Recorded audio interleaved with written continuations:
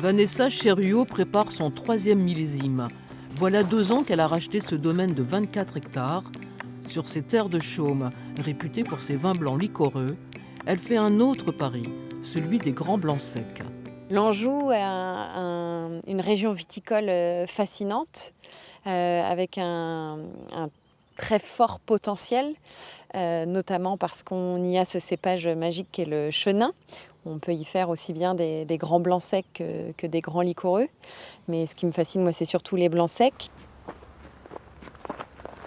C'est un cépage qui peut être vraiment sur le côté tranchant, assez acidulé, minéral. En fonction de cette date de récolte, on va pouvoir avoir un vin à un profil aromatique et gustatif complètement différent. Et c'est pour ça qu'il est fascinant.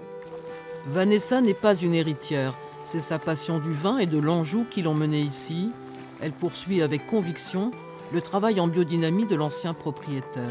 Elle va même au-delà dans la restructuration du domaine, en replantant 2 km de haies et une centaine d'arbres. C'est un des éléments de réponse contre le réchauffement climatique, favoriser la biodiversité, préserver les espèces et limiter les ravageurs le plus naturellement possible. Voilà, on est à peu près 13 degrés d'alcool, à peu près.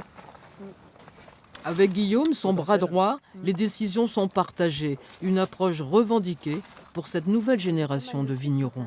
Moi, je ne conçois pas le travail comme un labeur et je ne conçois pas le travail comme une activité qui génère uniquement un revenu.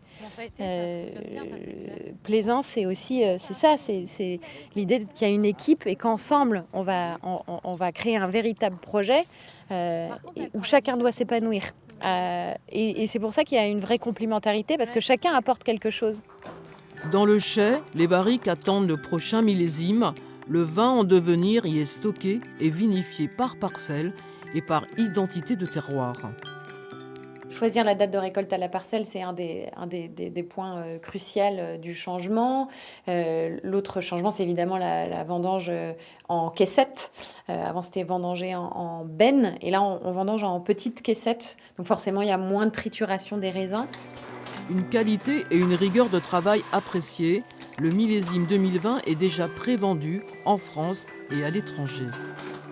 Sur ces coteaux de l'Anjou noir, Vanessa et son équipe écrivent une nouvelle page du vignoble.